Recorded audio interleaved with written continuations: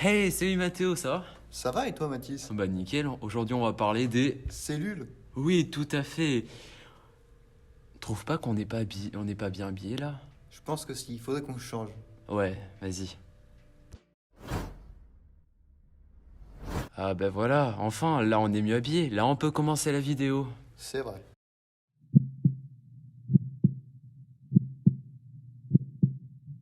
Les cellules sont de vraies usines vivantes, pouvant se nourrir, fabriquer des produits, de l'énergie, ou encore se multiplier et communiquer entre elles. Ce sont aussi elles qui renferment toutes nos informations, que ce soit notre couleur de peau, de cheveux ou encore notre taille que l'on appelle l'ADN, qui est stocké dans les noyaux de celles-ci. On en compte entre 10 et 100 milliards dans notre organisme. Depuis long.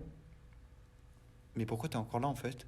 Ah, tu parles? Ok, je vais y aller, hein, je te laisse. Ouais, bref. Ouais, je pense que c'est mieux. Ouais, ok. Bon, du coup, maintenant qu'il est parti, je reprends. Depuis longtemps, on imaginait qu'il existait de petits organismes vivants au sein de notre corps. Mais ce n'est qu'avec l'avancée du microscope que l'on a pu le découvrir. Le premier microscope a été inventé vers la fin du XVIe siècle par Jensen. Enfin, on n'est pas vraiment sûr, hein, c'est lui qui l'a dit. Le voici. Mais c'est qu'au XVIIIe siècle que l'on a utilisé afin d'observer pour la première fois des cellules. C'est notamment Robert Hooke, un scientifique anglais, qui les découvre. Et c'est aussi lui qui donna le nom de cellules. La première fois qu'il les observa, il utilisa une écorce de chêne et il vit de petites cavités ressemblant aux chambres de moine qui s'appellent cellula en latin, d'où le nom cellule. Et ça veut dire petite chambre, chambrette. Bon, personnellement, j'y vois pas trop le rapprochement avec une chambre de moine, mais bon. Et c'est notamment avec ce microscope qu'il découvra et étudia les cellules, une des premières formes du microscope optique. C'est au cours du XVIIe siècle que le microscope optique fut de plus en plus amélioré. À l'époque, il grossissait entre 20 fois et 300 fois.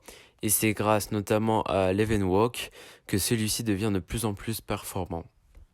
Ce ne fut qu'au XIXe siècle, avec les observations de Matthias Schleiden, un botaniste, et de Theodor Schwann, que la première théorie cellulaire fut créée, disant que tous les organismes, qu'ils soient simples comme les bactéries ou complexes comme les plantes ou les animaux supérieurs, sont formés de cellules et de produits de cellules.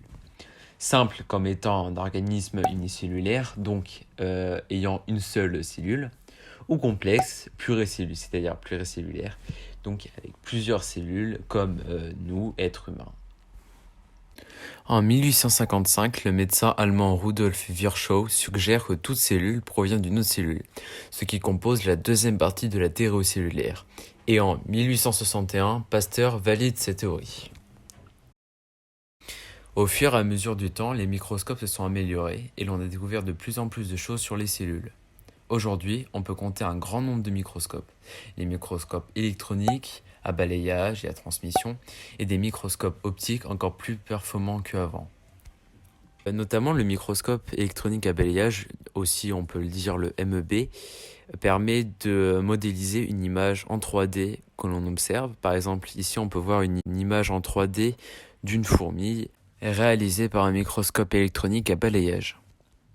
Bon, maintenant je vais laisser parler Mathéo parce que ça fait un moment qu'on l'a pas entendu. Ah, ben enfin, je peux parler, c'est pas trop tôt, hein. Il existe plusieurs types de cellules. Parmi eux, on retrouve les cellules eucaryotes et les cellules prokaryotes. Les cellules prokaryotes sont des formes cellulaires telles que les bactéries. Elles ont un diamètre compris entre 1 et 5 micromètres. Elles sont appelées cellules prokaryotes à cause du fait qu'elles ne possèdent pas de véritable noyau. Les cellules eucaryotes, quant à elles, sont caractérisées par la présence d'un noyau. C'est pour cela qu'elles sont appelées eucaryotes. Elles sont les cellules dont la taille est la plus grosse, entre 3 et 100 micromètres.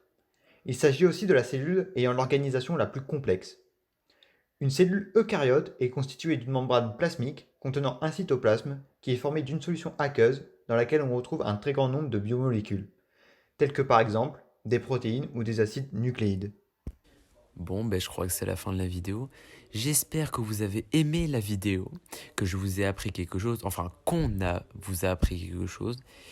Et on se retrouve peut-être pour une prochaine vidéo. Donc à plus pour une prochaine vidéo scientifique.